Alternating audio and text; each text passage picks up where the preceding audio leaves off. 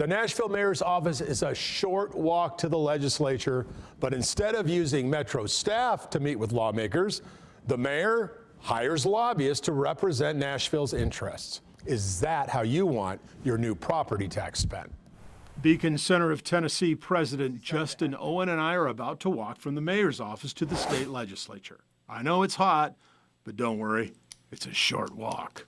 So there's this whole practice called taxpayer-funded lobbying that most Tennesseans have no idea exists. And the process is pretty simple. They take your taxpayer money and hire lobbyists to go represent them 3 blocks away at the state capitol. Just last year, cities in Tennessee paid more than $1.4 million to private lobbyists. Nashville spent $219,000, Murfreesboro $50,000, Franklin $45,000, Hendersonville $20,000. But places like Cookeville and Lebanon and Mount Juliet spent $0. It's not like every mayor thinks this is a good idea. With the staff that you have, why not use your own people to build those relationships and represent Nashville's interests? Why go and spend that money? This is not something new to the city of Nashville. We have always needed people, for instance, in Washington, D.C. It's not just engagement with the Metro Council or the General Assembly. It is also engagement with Congress, the White House, and so it's very important to be able to have relationships that exist outside of the city.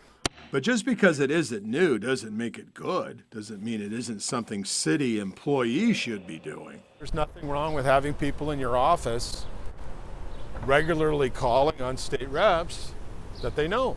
Again, it's fine to make your voice heard on issues that you have expertise on that matter if you're a mayor or a school board member, but this is getting out of control because they're no longer doing that. They're farming that out to private lobbyists. Nashville is not the only city spending more than $200,000. In fact, no one spends more than Knoxville at $252,000, according to the Beacon Center report. Chattanooga is number 2 at $231,000, and then Nashville number 3 at $219,000. Something the mayor latched onto. In a climate where we're raising property taxes, shouldn't we look at every dollar as a possibility? You just identified 2 smaller cities that spend more. I would say we're offering Nashvillians good value for their dollar as we seek to protect programs like right here at Metro Public Health. But they're not 5 minutes away.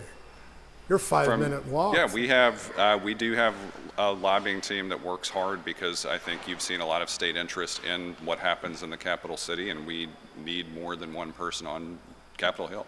Is there something we're missing here? Are these lobbyists critical to the quality of life in Nashville? What can these lobbyists do that the mayor and the council and the deputy mayor can't do? Probably the only real thing that they're providing in terms of a service is keeping local government officials updated on what's happening up there. But that's what you have the Mayor's Association for. You've got Tennessee Municipal League, the County Services Association. You've got all of these groups that already get paid dues by these local governments to do that. But the money is going to lobbyists, and the contracts are lucrative. Here's the latest Nashville hire. Lobbyist Butler Snow, $676,000 for 5 years, ending in 2030. That's the statewide trend. The number of lobbyists have tripled in the past 10 years. Well, this interview didn't last long. We got to the Capitol in 5 minutes and 35 seconds. Time enough for one final thought. Yet you're spending $200,000 a year hiring private lobbyists to represent you 3 blocks away.